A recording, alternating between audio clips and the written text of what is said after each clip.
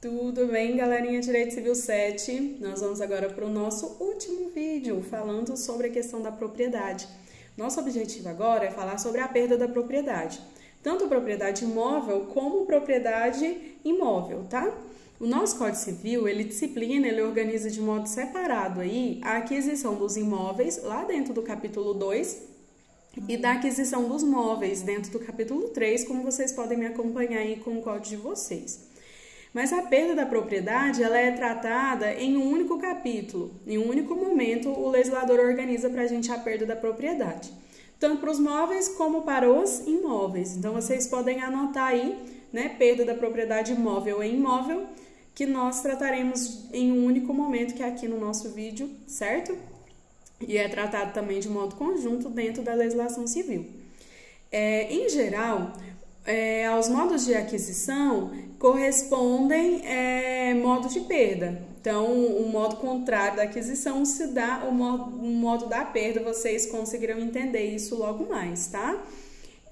Pois enquanto uns adquirem, outros perdem. Então, enquanto um está adquirindo, o outro está perdendo, né? Segue aí a nossa lógica de quase todos os momentos da perda da propriedade, certo? Por exemplo, né, João perde pelo abandono um sofá velho. José pega esse sofá lá na calçada e se torna, adquire ele aí pela ocupação, tá? São fenômenos contrapostos, certo? Nós vamos ver aqui os casos de possibilidade, né, de perder essa propriedade. Se vocês quiserem enumerar, ordenar, eu vou ir falando, vocês se organizam aí no caderninho de vocês. O primeiro modo que nós vamos trabalhar aí é a morte. Então, o falecido ele vai perder a propriedade dos seus bens, que automaticamente se transfere para os seus herdeiros. Vocês conseguem ver isso no artigo 1784, né? Uma transmissão abstrata, um fenômeno abstrato da posse, chamada aí de princípio de Cesane. Quem já estudou sucessão sabe, quem está estudando vai aprender ou já aprendeu, né? Mas que há aí uma transmissão abstrata da propriedade para os herdeiros no momento da morte com o princípio de Cesane, ou que alguns chamam de Saizine, certo? Através da usucapião, então a segunda possibilidade aí é usucapião. A usucapião ela é um modo de aquisição para um e modo de perda, né, para o proprietário que era o ex-dono aí e que com base na sua desídia ele vai perder. Então, nós vamos ter um fenômeno com dois lados dentro da usucapião, aquele que ganha e aquele que perde. A outra possibilidade, né, a terceira, é chamada de dissolução do casamento, que vocês já conhecem também. Através da dissolução do casamento, quem já estudou direito de família, acho que a maioria, né, nós vamos ver que através do divórcio, a dissolução aí da união estável vai levar, né, a perda de bens ou aquisição, dependendo do regime de bens aí, depende de qual cônjuge é mais rico, de como que se dá essa meação, mas é uma possibilidade também de se extinguir propriedade imóvel e imóvel. Outra possibilidade, pessoal, quarta, né, eu acho pela ordem aí, é a alienação dos bens. Então, é um modo voluntário de perda. A alienação ela pode se dar tanto por uma vontade sua de fazer essa alienação gratuita, por exemplo, a doação, ela pode se dar por meio de uma alienação onerosa, compra e venda, da troca, da ação em pagamento e várias outras possibilidades. Acho que quinta, na ordem aí, renúncia. É importante não confundir renúncia com abandono, tá, galerinha? O abandono, nós vamos estudar ele mais profundamente adiante, né? A renúncia ela é uma declaração de vontade expressa aí, onde o proprietário afirma que não quer mais aquele bem, tá? Eu renuncio, mas sem transferir a outro. A renúncia de imóvel, ela vai exigir escritura pública, conforme o artigo 108, e registro em cartório de acordo com o artigo 1275, acho que está no parágrafo único desse artigo, tá? Importante vocês darem uma lida sobre a renúncia da herança, acho que está no artigo 1806, 1800, até o 1813, 1814, por aí.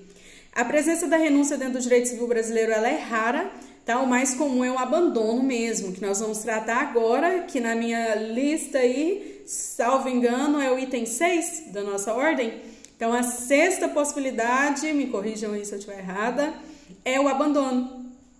O abandono, ele é um gesto, ele é um comportamento inequívoco que a doutrina fala de se desfazer da coisa, tá? Então, com base nisso, as pessoas que são consideradas incapazes, aí no caso os menores ou aqueles que têm uma curatela específica, eles não podem abandonar, porque eles não podem nem dispor dos seus bens. Então, o menor, se ele não tem capacidade para dispor do seu bem, ele não pode abandonar seu bem automaticamente, porque ele não tem capacidade para isso.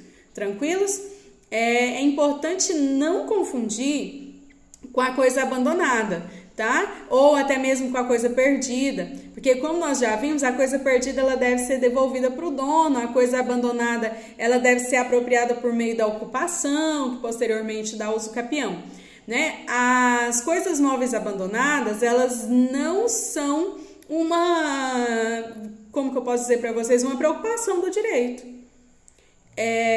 Por quê? Por exemplo, as coisas semoventes, que se movem sozinhas, bois, cavalos e tal, elas são importantes ali, preocupam-se porque animais soltos em rodovias, estradas, podem provocar acidente. Então, o direito tem uma cautela em relação a isso. As coisas imóveis abandonadas também preocupam aí o direito porque ela vai deixar de ter como que eu posso dizer para vocês? Ela não vai cumprir a sua função social da propriedade, conforme nós já analisamos, tá?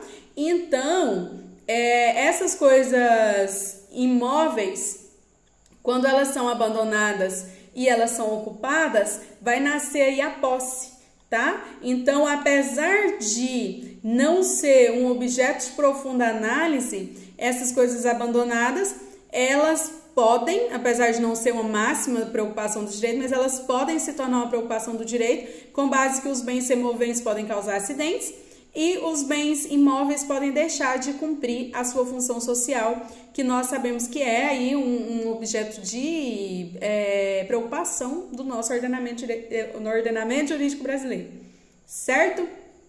Outro item, eu já me perdi na ordem aí, acho que é o 7, é o gerenciamento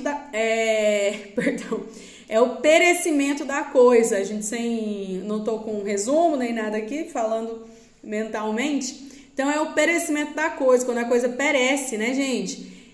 Nós sabemos que não há o direito real sem um objeto, né? E o objeto do direito real, ele é o quê? A coisa, a minha relação com a coisa. Se a coisa se extingue, se ela perece, né? Perda total, perecimento, perece também o meu direito real. Esse corretivo é meu. Se ele é queimado, acaba, perece, acabou a minha propriedade sobre esse corretivo.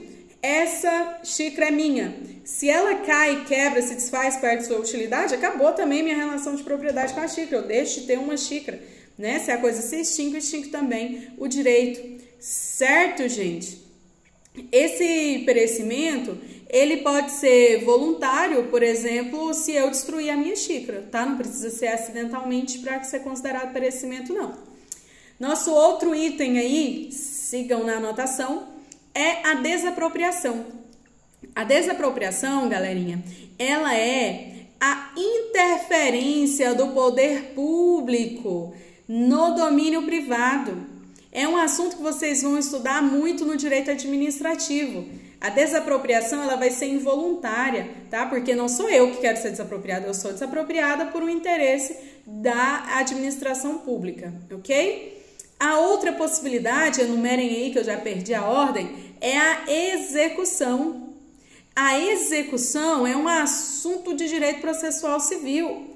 Lá com a professora Fernanda, né, que está lecionando Direito Processual Civil, professora doutora Giovana, professora Kátia Almeida, né, são professoras que cuidam aí da disciplina de Direito Processual Civil, que vai trabalhar com vocês a execução.